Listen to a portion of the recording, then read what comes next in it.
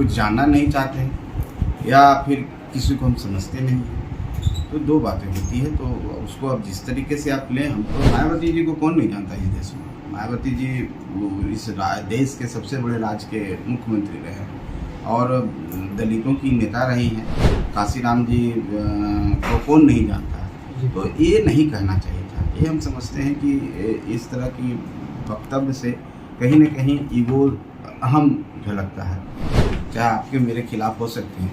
तो एक विचार रखने का तरीका है, लेकिन हम किसी को ऐसा नहीं कर सकते कि हम जानते नहीं। अगर ऐसी बात कहें, अगर हम कह दें कि हम नरेंद्र मोदी जी को नहीं जानते हैं, तो हम इसका मतलब क्या होता है? या तो हमको लगता है कि दो चीज़ होता है कि हम कुछ जानना नहीं चाहते हैं या फिर किसी को हम समझते नहीं। तो दो बातें होती है, तो उसको अब जिस तरीके से आप लें, हम तो समझते हैं कि अगर किसी व्यक्ति जो उस पद पर रहा है, संवैधानिक पद पर रहा है, उसको दुनिया जान रहा है। आप कैसे नहीं जानते? आप राजनीतिक क्षेत्र में हैं और आपका भी हम सम्मान करते हैं, उनका भी सम्मान करते हैं, लेकिन इस तरह टिप्पणी से बचना चाहिए। शुक्रिया आपसे बात करता हूँ। और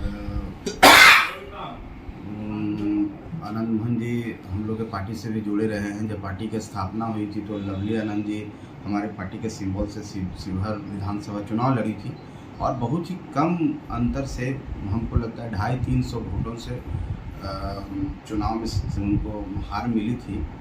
तो इस नाते हम लोग से एक भावनात्मक संबंध है और हमारे पिताजी भी उनको बहुत एडमायर करते हैं और एक नेता रहे हैं। लेकिन जहाँ तक उनकी जो टिप्पणी है मायावती जी पर, तो मायावती जी को कौन नहीं जानता इस देश में। मायावती जी इस देश के सबसे बड़े राज्य के मुख्यमंत्री रहे हैं और दलितों की नेता रही हैं। काशीराम जी को कौन नहीं जानता है। तो ये नहीं कहना चाहिए था। ये हम समझते हैं कि इस तरह की वक्तव्य से कहीं न कहीं ईगो अहम झलकता है।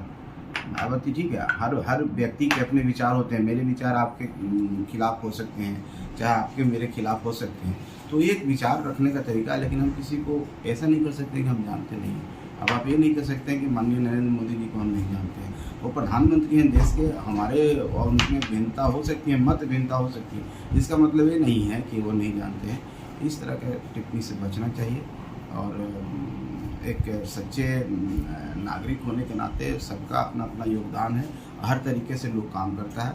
वो बोली हैं, वो उनका अपना सोचने का तरीका है, हम लोग का अपना सोचने का तरीका है। सरकार ने जो किया है, सरकार कानूनी पहलुओं को लेकर किया है, इसलिए इस तरह के स्टेटमेंट नहीं देना चाहिए। मायावती को हम समझते हैं एक सम्मानित नेता है और दलितों की इंडिया में भी उनको सब लोग जानता है और हम लोग भी सम्मान करते हैं। ऐसी है और हमने पार्टी बनाई है। दो पहलू हैं, एक है कि समाज की सेवा करना, गरीबों को आगे बढ़ाना। उसके लिए पार्टी बनाई है। तो पार्टी मजबूत कैसे होगा, पार्टी में संगठन कैसे बढ़ेगा, पार्टी में कार्यकर्ता कैसे जुड़ेंगे, लोग को अट्रैक्शन कैसे होगा, एक चीज़ है। और उसका एक पहलू है लोकसभा चाहे विधानसभा या चुनाव कहते हैं, तो उसमें दोनों चीज़ें। इस बहाने हम अभी, मेरा कोई ऐसा टारगेट नहीं कि 24 का इलेक्शन होने वाला है उसके लिए हम निकल पड़े हैं, चाहे 25 में हमको इलेक्शन इसलिए निकल पड़े। ये सतत चलेगा। आप देखेंगे कि उस चुनाव के बाद भी हम चलेंगे। हम चाहते हैं, हमारा जो मकसद है पार्टी का, कि हम हर कस्बे में जा के एक घर में जाके लोगों से टैक्ट स्थापित करें, संवाद स्थापित करें। वो विभिन्न तरीकों से होगा। गरीब संपर्क यात्रा खत्म होगा तो कुछ और तरीका होगा। विधानसभा वाइज हम सम्मेलन कर सकते हैं, प्रखंड वाइज सम्मेलन कर सकते हैं।